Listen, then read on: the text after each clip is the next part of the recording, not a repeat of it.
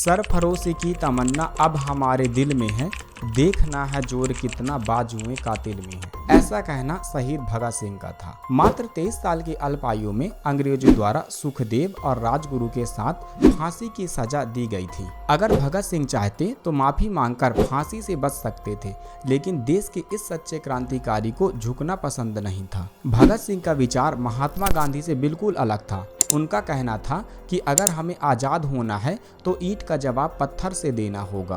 भगत सिंह का जन्म 28 सितंबर 1907 को पंजाब के लायलपुर जिले के बंगा गांव में हुआ था, जो अब पाकिस्तान में है। उनके पिता का नाम किशन सिंह और माता का नाम विद्यावती कौर था। भगत सिंह के पिता और चाचा अजीत सिंह भी सक्रिय स्वतंत्रता सेनानी थे, जिससे उनके मन में देशभक्ति की भावना बचपन से ही उत्पन्न हो गई थी।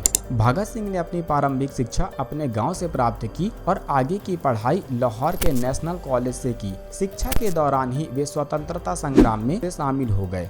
13 अप्रैल 1919 यह वह दिन था जिस दिन कुछ ऐसा हुआ जिसने भगत सिंह के दिल और आत्मा को झिझोड़ कर रख दिया और उनके मन में अंग्रेजी हुकूमत के खिलाफ आक्रोश भर दिया, क्योंकि इस दिन भारत के इतिहास का सबसे क्रूर नरसंहार हुआ था। दोस्तों, यह घटना थी पंजाब प्रांत के अमृतसर के स्वर्ण मंदिर के निकट स्थित जलियांवाला बाग में हुए हत्याकांड की, जिसमें अंग्रेज अधिकारी जनरल डायर ने रॉलेट एक्ट के विरोध में हो रही सभा पर बिना किसी चेतावनी के भीड़ में खड़े मासूम लोगों पर फायरिंग कर दी और इस घटना में 1000 से भी ज्यादा लोग मारे गए। और जब भगत सिंह ने इस घटना के बारे में सुना तो वह लगभग 20 किलोमीटर पैदल चलकर घटना वाली जगह पर पहुंच गए और वहां पहुंचकर जो उन्होंने देखा वह बहुत ही दर्दनाक था और उसी दिन से उन्होंने उन सभी शहीदों का बदला लेने की ठान ली।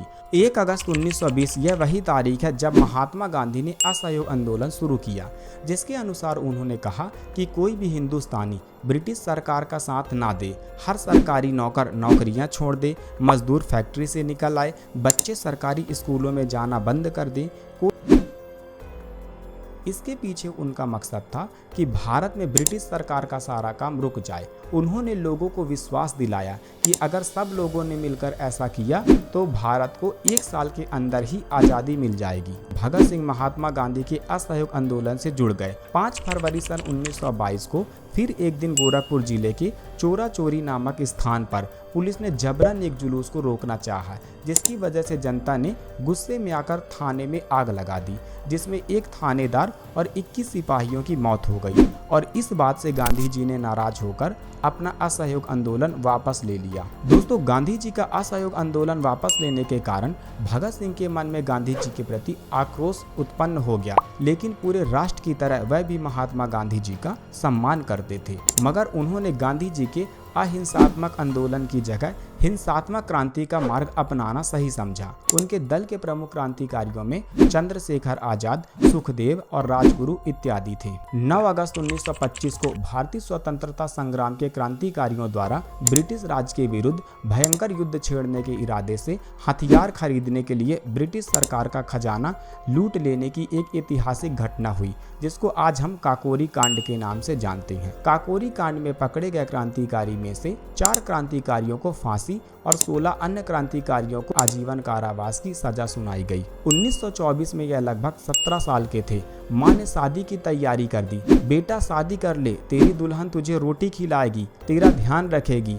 माँ बोलती रह गई और ये क्या बोले, दुल्हन मेरी दुल्हन नहीं होगी, आज़ादी ही मेरी दुल्हन होगी। रातों रात चिट्ठी लिखकर भाग गए। माँ रोती रह गई। 30 अक्टूबर 1928 को उन्होंने लाहौर में साइमन कमीशन के विरुद्ध एक विशाल प्रदर्शन में हिस्सा लिया, जिसके दौरान हुए लाठीचार्ज में लाला लाजपत राय पूरी तरीके से घायल हो गए। 17 नवंबर 1928 को इन्हीं चोटों की वजह से लाला लाजपत राय जी का देहांत हो गया और लाला लाजपत राय जी की मृत्यु से पूरा देश गम में डूब गया। लेकिन भगत सिंह और उनके साथियों ने अंग्रेजी सरकार को सबक सिखाने के लिए इस कोर्ट को मारने की योजना बनाई, जो कि ब्रिटिश सुप्रीडेंट ऑफ पुलिस था। 17 दिसंबर 1928 को करीब 4:15 पर लाहौर कोतवाली पर भगत सिंह, राजगुरु, जयगोपाल और चंद्रशेखर आजाद तैनात हुए और इस कोर्ट की जगह सैंडर्स को देखकर उसे मारने के लिए आगे बढ़ गए और फिर भगत सिंह और राजगुरु ने मिलकर सैंडर्स को गोली मारकर हत्या कर दी और इस तरह इन लोगों ने लाला लाजपत राय जी की मौत का बदला ले लिया। 8 अप्रैल 1929 को ब्रिटिश सरकार को भारत पर शासन करना था। अपने इसी नापाक इरादे के साथ ब्रिटिश सरकार मजदूर विरोधी बिल पारित करना चाहती थी, लेकिन भगत सिंह, चंद्रशेखर और उनके दल को यह बात मंजूर नहीं थी कि देश में आम इंसान जिनकी हालत पहले से ही गुलामी के कारण बहुत खराब थी, इसी बिल का विरोध जताने के लिए भगत सिंह और उनके साथी बटुकेश्वर दत्त ने दिल्ली के केंद्रीय असेंबली में 8 अप्रैल 1929 को बम फेंक दिया। 17 अक्टूबर 1930 को अदालत के द्वारा फैसला सुनाया गया, जिसमें भगत सिंह, सुखदेव और राजगुरु को फांसी की सजा और सभी अन्य क्रांतिकारी को आजीवन कारावास की सजा सुनाई गई। 24 मार्च सन 1931 फांसी देने का दिन सुबह 24 मार्च 1931 को रखा गया था। 23 मार्च 1931 को ही फांसी देने का फैसला किया और फांसी के तख्तों पर खड़े होकर उन्होंने जोरदार इंकलाब के नारे लगाए और वह बहुत खुश थे क्योंकि वह देश के लिए अपनी कुर्बानी देने जा रहे थे।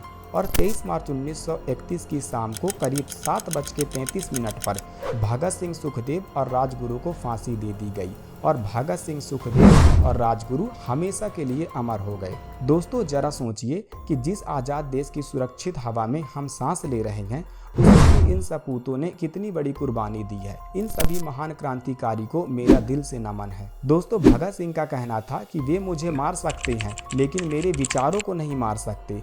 दोस्तों, ऐसी वीडियो बनाने में बहुत मेहनत लगती है, तो आप इस वीडियो को लाइक, शेयर और चैनल को सब्सक्राइब करके जरूर जाइएगा। जय हिंद दोस्तों।